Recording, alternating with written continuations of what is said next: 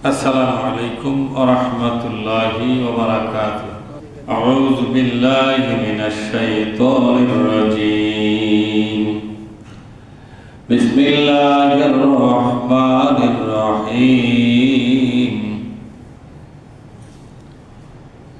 قد جاءكم بصائر من ربكم فمن أبصر فلنفسه ومن عمي فعليها وما أنا عليكم بحفيظ।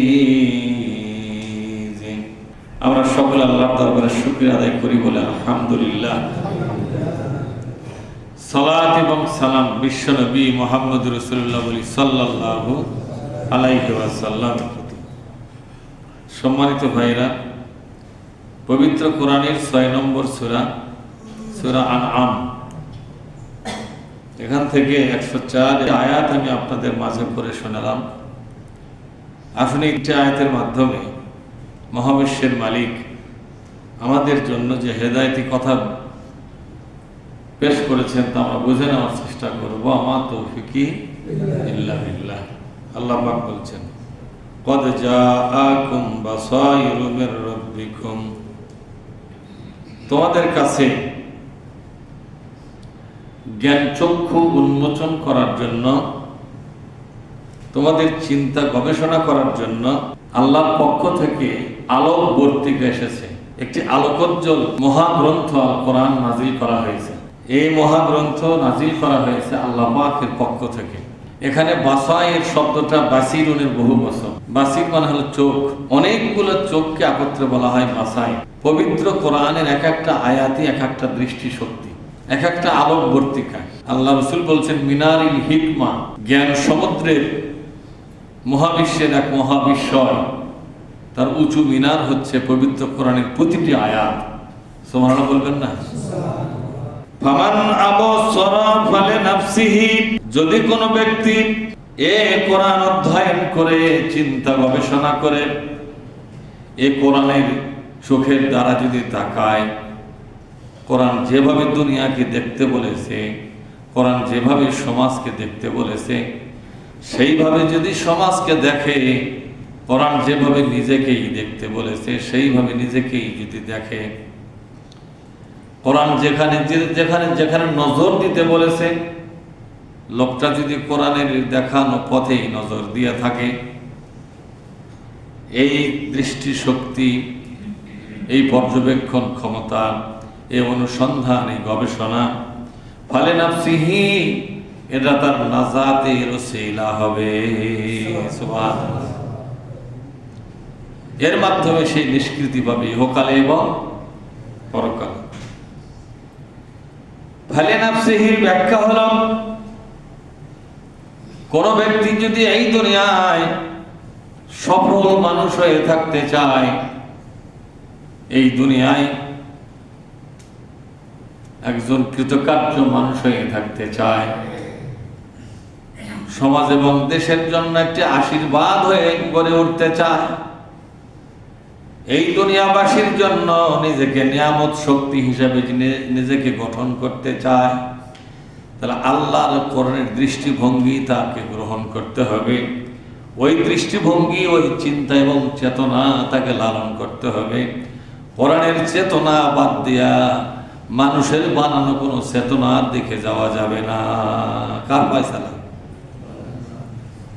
আল্লাহ পাক কোরআনের মাধ্যমে যে চেতনা আমাদেরকে দিয়েছেন, কোরআনের চেতনা, যেরকম কার চেতনা বলেন তো? কোরআনের চেতনা বড় না ৭১-এর চেতনা বড়? কোরআনের চেতনা বড় না ২৪-এর চেতনা বড়? কোরআনের চেতনা বড় না ১৯৪৭ সালের চেতনা বড়? কোরআনের চেতনা বড় না ১৯৫২ সালের চেতনা বড়? সব চেতনার সবচেয়ে বড় চেতনা কোনটা? কোরআন। এই দুনিয়ার কোন চিন্তা চেতনা আপনাকে জান্নাতে নিয়ে যাবে না, সফল মানুষ বানাবে না, মর্যাদাপূর্ণ মানুষ বানাবে না, বরং খুব বেশি বানালে দুনিয়াতে একজন সম্মানী মর্যাদা, ক্ষণস্থায়ী সম্মান আর মর্যাদা আপনার জন্য এনে দিবে। কিন্তু তার পিছনে পিছনে থাকবে অপমান। কি থাকবে জোরে বলুন? অপমান। কিন্তু কোরআনী চেতনা এমন একটা চেতনা যেটা ধারণ করলে, লালন করলে ইহকাল এবং পরকাল উভয় জগতে আল্লাহর নিজের ইচ্ছায় আপনি এমন সম্মান আর মর্যাদার অধিকারী হবেন, এমন গুরুত্বপূর্ণ ব্যক্তি হবেন, এমন নিয়ামতের শক্তি হবেন, এমন আশীর্বাদে রহমতে পরিপুষ্ট হবেন, গোটা দুনিয়া শুধু আপনার কাছ থেকে উপকার পাবে। এই দুনিয়ার কোনো মানুষ আপনার দ্বারা ক্ষতিগ্রস্ত হবে না যদি একটি বার আল্লাহর কোরআনের চেতনা ধারণ করতে পারেন। সুবহানাল্লাহ। তাই আল্লাহ পাক বলছেন, ফামান আবসরা ফালিনাফসিহি, কোন ব্যক্তি যদি কোরআনের চেতনা গ্রহণ করে, কোরআনের দৃষ্টিভঙ্গি যদি কবুল করে, কোরআনের চাওয়া এবং পাওয়াকে সে যদি মনে প্রাণে কবুল করে নেয়, এটা তার জীবন রক্ষা করবে। মৃত্যু সঞ্জীবনী সুধা হলো কোরআনের এক একটা আয়াত। ইহকাল এবং পরকাল উভয় কালেই আপনার জীবন ধন্য করে দেবে কোরআন।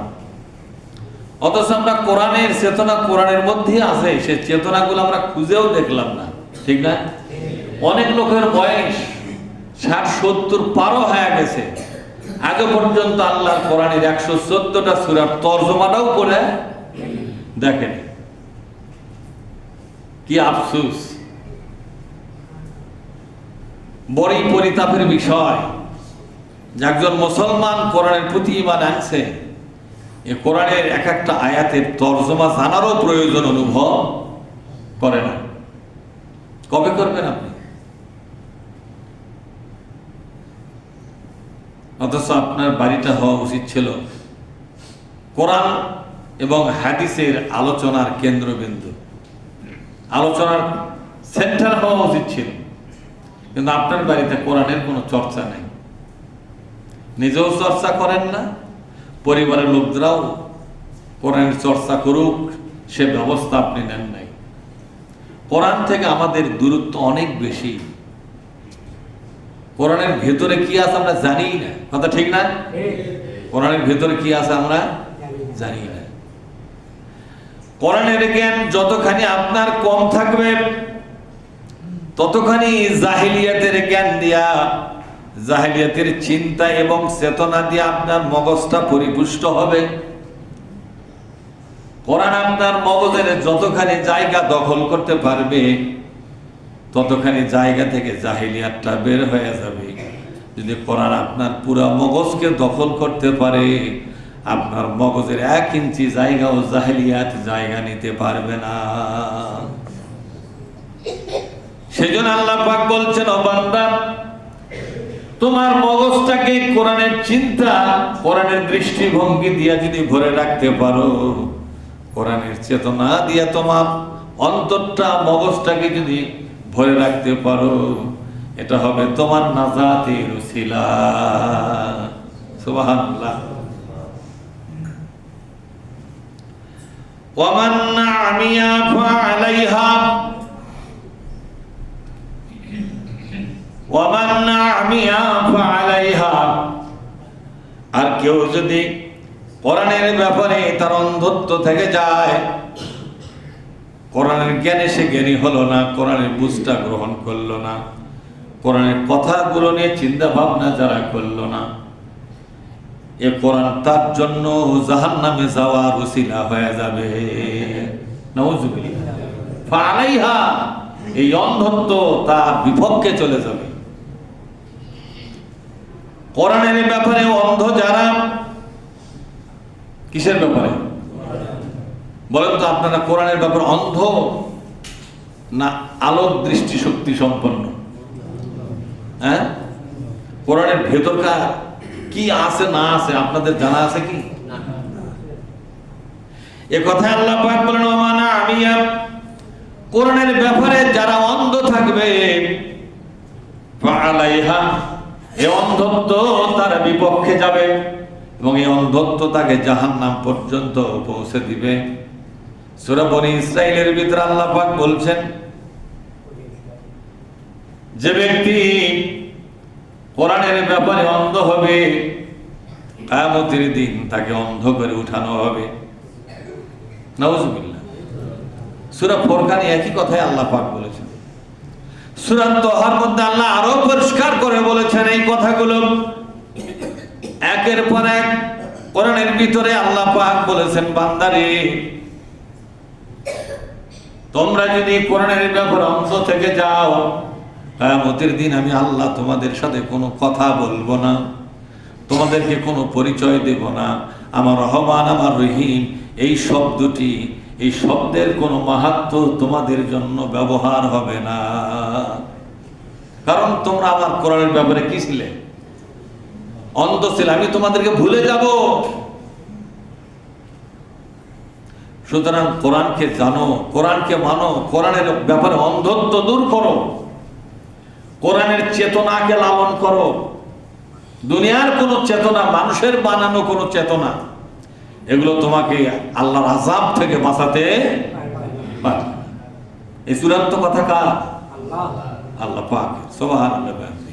তাই আল্লাহ পাক বলছেন, ওয়ামা আনা আলাইকুম বিহাফিজ। আল্লাহু আকবার। হে নবী বলে দিন, আপনি কোন ব্যক্তির হেফাজতকারী নয়। কোন ব্যক্তি যদি নিজের দায়িত্বে হেফাজতের পথে না আসে, ওই লোকটাকে হেফাজতে করার ক্ষমতা পৃথিবীর কারো নাই।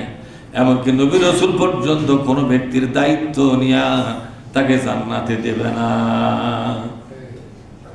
এই চূড়ান্ত সিদ্ধান্ত কে দিয়েছেন জোরে বলুন?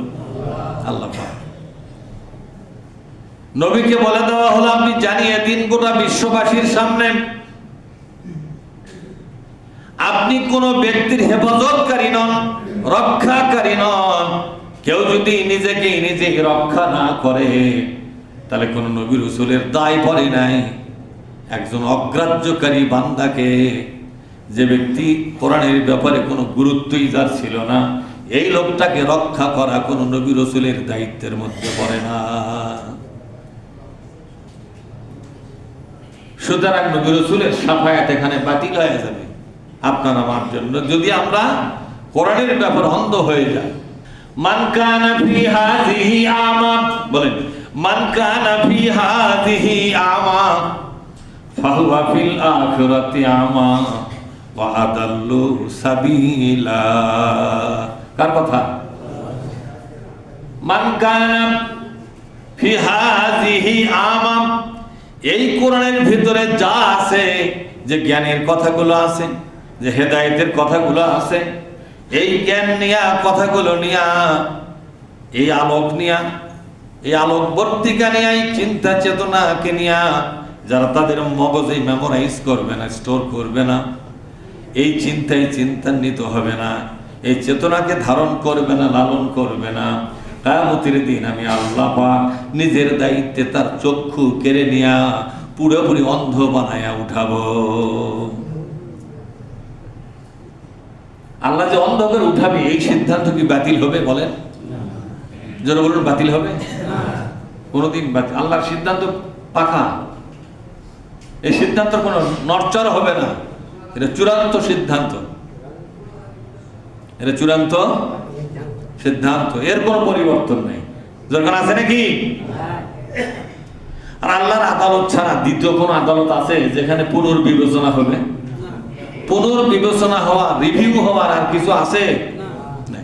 আপনি জজ কোর্টে হারায় গেলে হাইকোর্টে চলে যান, হাইকোর্টে চলে গেলে, সেখানেও হারিয়ে গেলে সুপ্রিম কোর্টের অ্যাপিলেট ডিভিশনে আপনি এগিয়ে যান, অন্তত রিভিউ করার সুযোগ পান। ঠিক না বেঠিক? জোরে কোন। তাহলে আল্লাহ পাকের সিদ্ধান্ত, আপনি কোরআনের ব্যাপারে অন্ধ হয়ে থাকলে, কি হয়ে থাকলে? জোরে বলুন। অন্ধ হয়ে থাকলে কিয়ামতের দিন আপনার চোখ থাকবে না কপালে। কপাল আছে কি নাই? চোখ নেই। আর চোখ না থাকলে কিয়ামতের ময়দানে কোন দিকে যাবে? যেদিকে যাবে সেদিকেই গুতা খাবে। কথা ঠিক না? কোন দিকে যাবে? ফেরেশতা যদি ফিরন শুরু করে দেয়, এদিকে দৌড়াতে লাগবে। একটা অন্ধ লোক যাবে কোন দিকে? মানে ওটি জাকাত দাঁড়ায় থাকে, কোরবান খাওয়া ছাড়া উপায় নেই। এ লোকটা জিজ্ঞেস করবে, ও প্রভু, লেমা হাসারতানি আমা, বলেন লেমা হাসারতানি আমার। ও প্রভু বলো বলো, কিয়ামতের দিন আমাকে তুমি অন্ধ করে উঠালে কেন? ওয়াকাদ কুনতু বাসীরা, বলে ওয়াকাদ, একটা করে আয়াত আমার সাথে বললে আমি পাবো সিঙ্গেল সওয়াব, আপনি ডবল পাবেন সওয়াব। সুযোগ ছেড়ে দিচ্ছেন কেন? ওয়াকাদ কুনতু বাসীরা, ও প্রভু দুনিয়াতে অবশ্যই আমার দুটি চোখ ভালো ছিল, তোমার দেওয়া দুটি চোখ মৃত্যু পর্যন্ত আমার ভালো ছিল, সানি পর্যন্ত ছিল না। কি পর্যন্ত? অনেক লোক আছে না মরা পর্যন্ত সানি পড়ে না, এরকম লোক আছে না নাই? আবার কেউ অল্প বয়সী সানি বলে কি এক জঞ্জালার আছে, মানে ঠিক মতো আর যে বলে সুখ শান্তি নাই। হ্যাঁ, অপ্রভু সানি পর্যন্ত ছিল না। বাসীরা শব্দের অর্থ হলো এমন চোখ আমার ছিল যে চোখ কোনো রোগ ব্যাধিতে আক্রান্ত কোনোদিন হয় নাই, মৃত্যু পর্যন্ত জল জল করে দেখতে পারতাম সবকিছু। কিন্তু কিয়ামতের দিন আমার কপাল আছে, এই কপালে চোখ নাই, আমার দেখার মতো কিছুই নাই। কেন এটা হলো? কি অন্যায় করেছি আমি, কি ভুল করেছি, একটু আমাকে জানালে ভালো হয়। আল্লাহ পাক জালেম বিচারক নন, আসামির কাছে তার আসল কারণ আল্লাহ পাক বুঝাইয়া দিবেন। বান্দারে তোমার চোখটা আমি আল্লাহ কেড়ে নিয়েছি, তোমার কপাল থাকবে কিন্তু চোখ থাকবে না। কেন থাকবে না? শোনো, তোমার কাছে আতাতকা আয়াতুনা, বলে আতাতকা আয়াতুনা, তোমার কাছে এসেছিল আমার নাজিল করা কালাম। যে জামানার যে কিতাব, সেই জামানার সেই কিতাবের কথা বলবে। তাওরাতের সময়কার উম্মতের জন্য বান্দাদের তাওরাতের কথা বলবে। কার কথা বলবে? জোরে বলুন। তাওরাতের কথা বলবে। তাওরাতের সময়কার জবুর কিতাবের সময়কার মানুষগুলোকে জবুর কিতাবের কথা বলবেন। এভাবে ইনজিল, জবুর, তাওরাত, সর্বশেষে উম্মতে মুহাম্মাদির প্রত্যেকটা মানুষকে আল্লাহ পাক বলবেন, ও উম্মতে মুহাম্মাদির আমার বান্দারা শোনো শোনো, আমি তোমার চোখটা কেন কেড়ে নিয়েছি? হিংসা করে নয়, শত্রুতা করে নয়। আতাতকা আয়াতুনা, বলেন আতাতকা আয়াতুনা, আমি আমার পক্ষ থেকে তোমার কাছে একটা কিতাব দিয়েছিলাম, বলো বলো সে কিতাবের নাম কি ছিল? বান্দা বলবে, আল্লাহ আমার জামানায় আমি তোমার কোরআনুল কারীম আমি পেয়েছি, আমাদের কিতাবই ছিল কোরআন। আল্লাহ বলবেন না, বান্দারে বলো বলো কোরআনের ভিতরে কি আছে তা কি তুমি খুঁজে দেখেছিলে? তা কি জানার চেষ্টা করেছিলে? জানার জন্য চিন্তা করেছিলে কিনা? গবেষণা করেছিলে কিনা? আমার কোরআনের কথাগুলোকে নিয়ে গভীর চিন্তা ভাবনা করতেছিলে কিনা?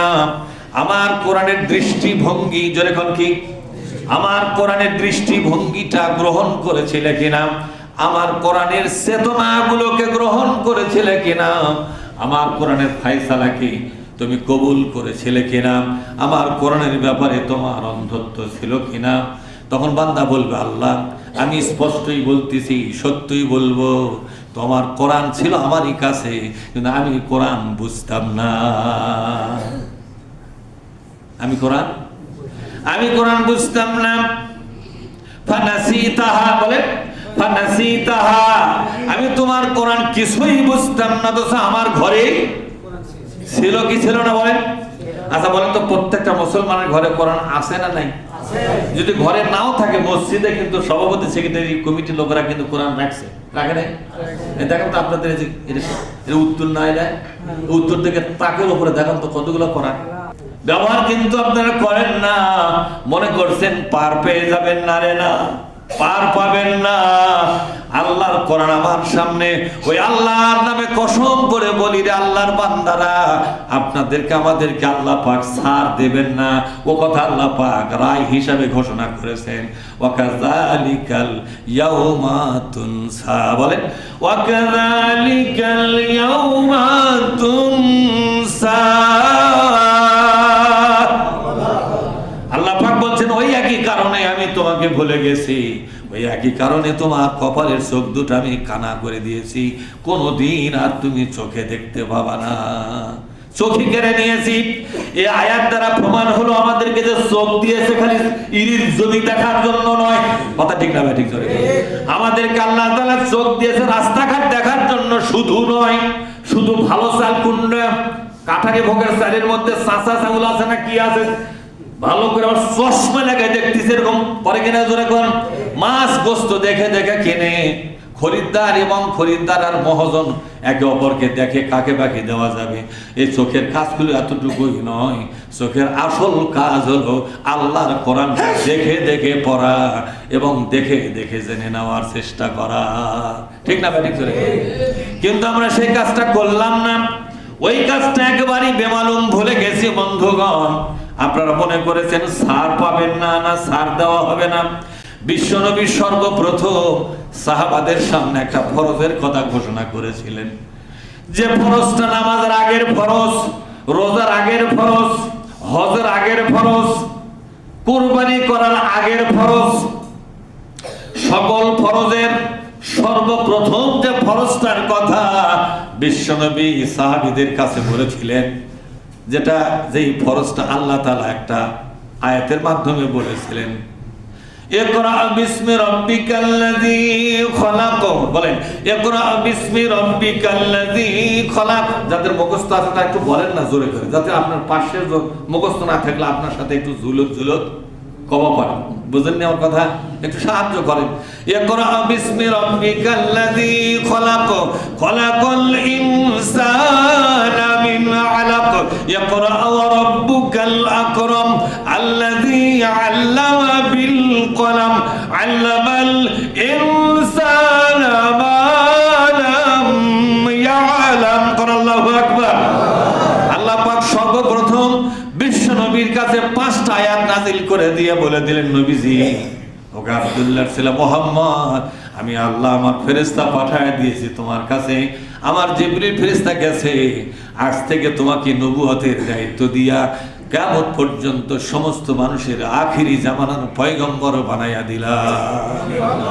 এই যে 5টা আয়াত, এই 5টা আয়াতের ব্যাখ্যা করতে গিয়ে নবী বললেন তলাবুল ইলম, বলেন তলাবুল ইলম ফারিদাতুন আলা কুল্লি মুসলিম, প্রত্যেক মুসলিম নর এবং নারীর জন্য জ্ঞান অর্জন করা ফরজ।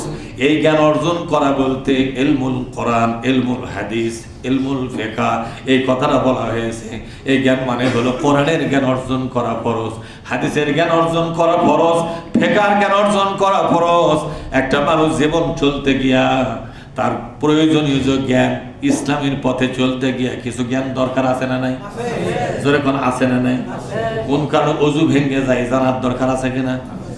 এইভাবে করে আপনার জীবন চলতে গিয়ে হজ করতে গেছেন, কোথায় সুন্নাত, কোথায় ওয়াজিব, কোথায় ফরজ, এটা জানার দরকার আছে না নাই? কোন জিনিসটা বাদ গেলে আপনার হজটাই নষ্ট হয়ে যাবে, কোন জিনিসটা বাদ দিলে বাড়িতে এসে একটা কুরবানি দিলেই হজটা আবার পূর্ণ হবে, এরকম জ্ঞান একজন হাজির দরকার আছে না নাই? জোরে কোন। এই জন্য আপনার জীবন চলার ক্ষেত্রে প্রয়োজনীয়, যেটা আপনার জন্য এসেনশিয়াল, এই প্রয়োজনীয় জ্ঞান অর্জন করে রাখা, এই জ্ঞান ধরে রাখা, ধারণ করা, লালন করা প্রত্যেক ইমানদার মুসলিম নরনারীর জন্য ফরজ। বিশ্বনবী এই ফরজটা সর্বপ্রথম ঘোষণা করেছিলেন। অথচ আমরা যারা দুনিয়াবাসী মুসলমান, এই ফরজটার ব্যাপারে আমাদের কোনো গুরুত্ব নাই। যেরকম ঠিক না বেঠি? বাবা ইব্রাহিম আমাদের জাতির পিতা, আমরাও তাকে বাবা বলতে পারি কিনা? যেরকম গোটা মুসলিম জাতির একমাত্র পিতার নাম কি? জাতির পিতা ইব্রাহিম, তার সন্তান ইসমাইল আলাইহিস সালাম, তিনি তাকে বলে যেভাবে শিক্ষা দিয়েছিলেন, তার শিক্ষাটা কেমন ছিল দেখেন। 9, 10, 12 বছর, 13 বছরের, 9 থেকে 13 বছরের বর্ণনা পাওয়া যায়।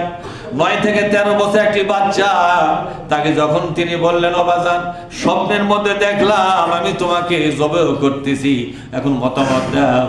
সন্তান সাথে সাথে জবাব দিয়ে দিল, আব্বারে, স্বপ্নের মধ্যে আল্লাহ পাক আপনাকে যে হুকুম দিয়েছেন, কি দিয়েছেন?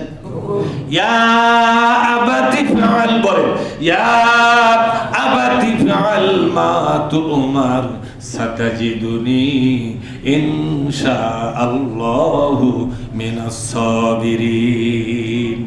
আপনি কার্যকর করেন, আপনি স্বপ্ন নয়, এটা স্বপ্নের মধ্যে আল্লাহ আপনাকে ওহী করেছে, হুকুম দিয়েছে। এটা নবীরা কোনোদিন সাধারণ স্বপ্ন দেখে না। নবীরা জাগ্রত অবস্থা আল্লাহর কাছ থেকে যা শোনে সেটা ওহী, সেটাও কি? আর ঘুমের মধ্যে আল্লাহর পক্ষ থেকে যা স্বপ্ন দেখে সেটা ওহী। নবীরা কোনোদিন আজে বাজে স্বপ্ন দেখেন না। এই যে চিন্তা, এই যে জ্ঞান, এটা কার কাছে অর্জন করেছে বলেন তো? এটা হলো পারিবারিক শিক্ষা। যেরকম কি শিক্ষা? পারিবারিক শিক্ষা এরকম হতে হবে। আপনার পরিবারে তো এরকম ইসলামের শিক্ষা নাই, চর্চা নাই। কত বড় ভুল আমরা করতেছি ভাইজান। সেদিন সর্বশেষে আপনাদের কাছে বলবো, আল্লাহ পাক বলছেন, ও বান্দা ভালো করে শোনো, কিয়ামতের দিন যখন তোমাকে অন্ধ করে উঠানো হবে, চোখটা কেড়ে নেওয়া হবে, তখন নবী পাক বলবেন, ওমা, বলেন, ওমা আনা আলাইকুম বিহাফিজ, আজ তোমাদের জন্য আমি বিশ্ব নবী পর্যন্ত হেফাজত করব না। অর্থাৎ তোমাদেরকে বাঁচাবার কোনো দায়িত্ব আমি নেব না। সুস্পষ্ট কোরআন, সুস্পষ্ট কি ধরে বলুন, ওমা আনা আলাইকুম বিহাফিজ। তো একটা বলেন তো, ওমা আনা আলাইকুম বিহাফিজ, তোমাদেরকে আমি বাঁচাবো না। যদিও আমাকে নবী নবী বলে পাগলের মতো ডাকো, রে আল্লাহর বান্দারা, আমি নবী তোমাদেরকে কোনোদিন বাঁচাবো না। কেননা তোমরা কোরআনের মামলার আসামি হয়ে গেছো। কিসের মামলা? কোরআনের মামলা হলো তোমরা কোরআন কেন পড়োনি, কোরআনের ভিতরে কি আছে তা তোমরা কেন জানলে না, কেন মানলে না, কোরআনের দৃষ্টিভঙ্গি কেন গ্রহণ করলে না, কোরআনের চিন্তা এবং চেতনার ফয়সালা কেন কবুল করলে না। এই জন্য আল্লাহ পাক তোমার চোখ দুটো কানা করে দিয়েছে। আমি নবী তোমার কপালে হাত দিয়া চোখ ফিরিয়ে দিতে পারবো না। সোকান লিমান গায়্যারা মিন বাদি, আমার কাছ থেকে চলে যাও, তোমাদের জন্য কোনো সুপারিশ করব না আমি। শুধু তাই নয়, হাউজে কাউসারের পানির এক গ্লাস পানি তো দূরের কথা, এক ফোঁটা পানি পর্যন্ত তোমাদেরকে আমি তোমাদের জিহ্বার উপরে দেব না। আজ থেকে বলে দিলাম, আমি মুহাম্মদুর রাসূলুল্লাহ, বলেন সাল্লাল্লাহু আলাইহি ওয়াসাল্লাম, তোমাদেরকে আজ থেকে আমি চিনলাম না, আমি আজ থেকে চিনি না। যে কুরবানি চলে গেল, এই কুরবানির শিক্ষাই হচ্ছে এই কোরআনটাকে ধারণ করুন, এই কোরআনটাকে লালন করুন, এই কোরআনটাকে আপনাদের মগজে মেমোরাইজ করুন এবং কোরআনের চিন্তা চেতনাকে লালন পালন করুন। এতে আপনি বাঁচবেন, আপনার দেশ বাঁচবে, আপনার পরিবার বাঁচবে। কথা ঠিক না? আল্লাহ তাআলা আমাদের সকলকে এই কোরআনের এই কথাগুলোকে বুঝবার তৌফিক দান করুন। জোরে বলুন আল্লাহুম্মা আমিন। আসসালামু আলাইকুম ওয়া রাহমাতুল্লাহ।